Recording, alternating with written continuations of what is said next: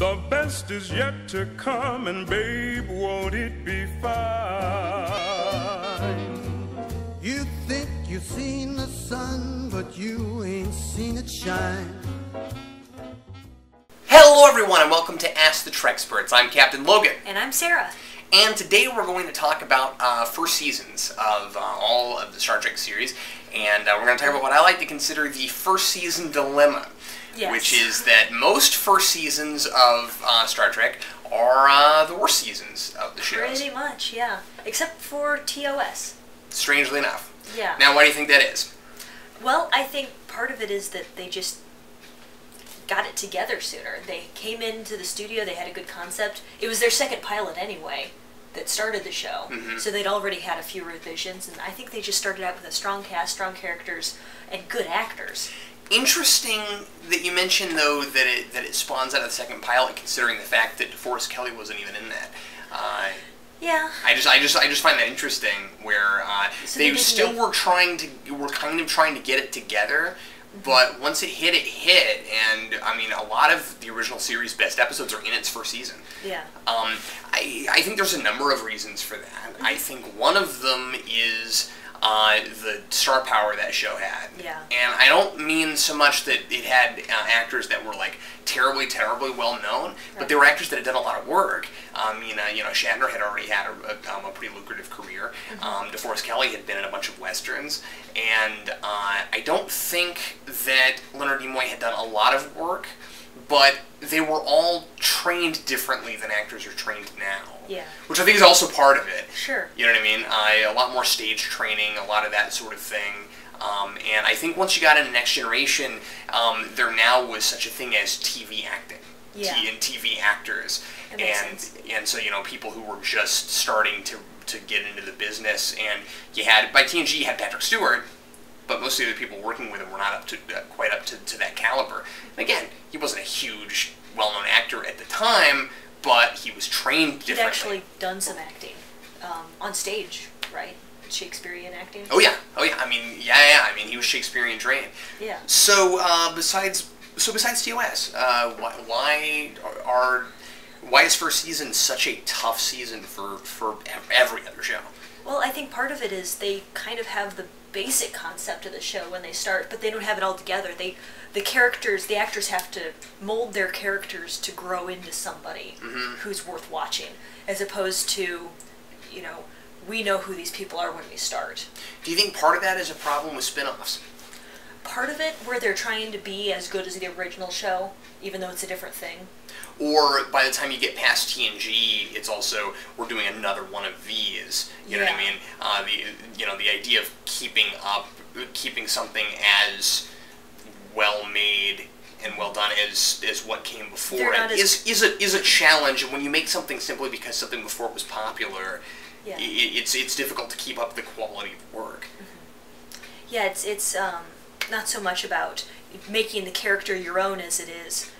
We need to make sure it works within this continuity that's already been created. Whereas the actors of TOS could say, we can own this show, make it ours. This is what I think the character should be based on what we've been given in the script, and let me work with these people to make this a good character. Yeah, I'd also say that part of that has to do with an episodic format versus an archy format. Sure. Where original series, the entire show, despite the fact that there were callbacks to things, and you had things like Mud came in more than once, and the Klingons were a species we saw over and over again.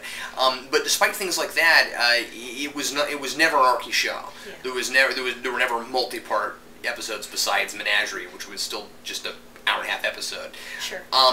Whereas I think it's interesting that every other show seems to get better the more archy it gets. And I would even say that about TNG, where TNG remained episodic for the most part, but once it started remembering more of its continuity and started calling back to a lot of things and started being a very continuous type of show, look at DS9. First season of that show made the attempt at doing a somewhat episodic format, though it was more archy than had been done before. Doesn't work on that show. No. Doesn't work on a show where you're just in one place and you never go anywhere. Yeah. No, the best seasons of DS9 are when it actually gets to the Dominion War, and you almost need to see every episode that came before in order to even know what's going on.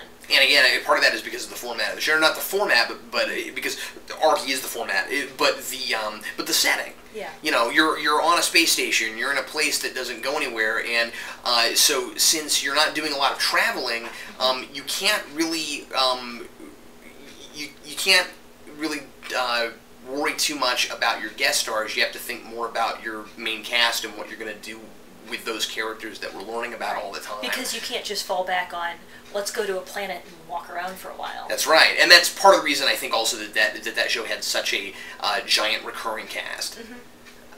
And so you had that. Voyager, once again, this is a show that got better, in my opinion. Some people like the early years better than the later years.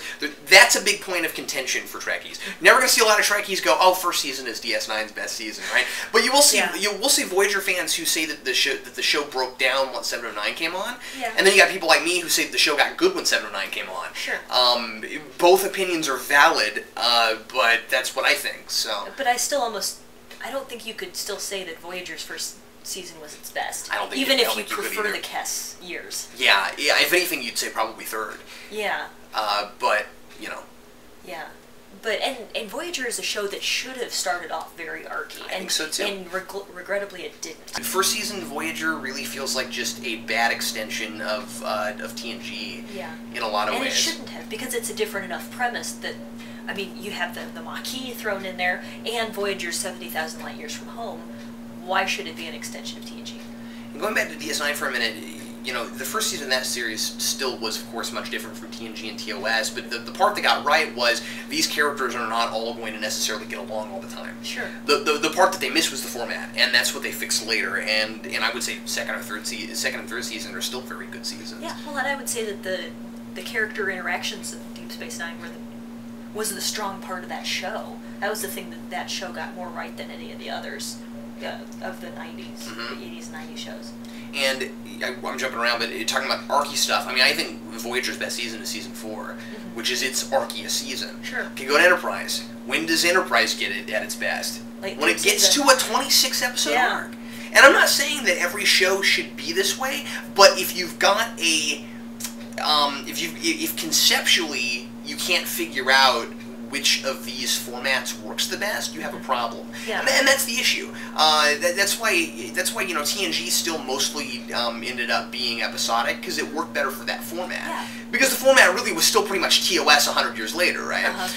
But then you get to something like Enterprise, and it's a pioneer show. Yeah. And Enterprise could have worked as an episodic show, except it was boring. If it wasn't boring. I mean, the thing with DS9 and Voyager, those shows had a basic concept that lent themselves better to an Archie show.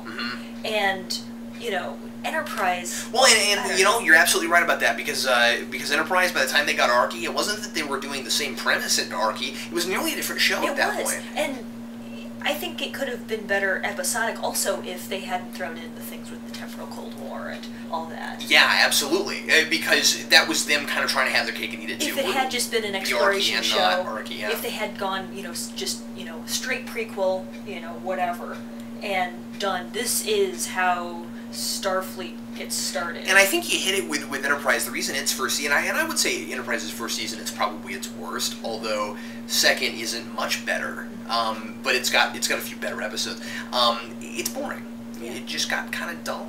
Yeah. Well, they took out some of the things that Roddenberry put into the original series to make it less boring. I mean, why do we have the transporters? So we don't have to watch people in a shuttlecraft flying down to the planet every believe it or not, that was boring. By the time you got to the third season, they were using the transporter, and they didn't have to spend, you know, 15 minutes an episode going up and down in shuttlecraft. But they still spent about 15 minutes an episode in quarters.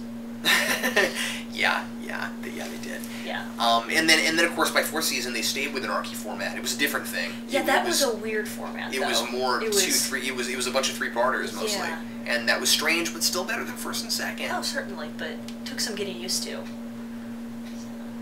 So ultimately, what are we getting at with why first season seemed to be bad most of the time? People creating the show just aren't thinking. That's what I think. I don't know.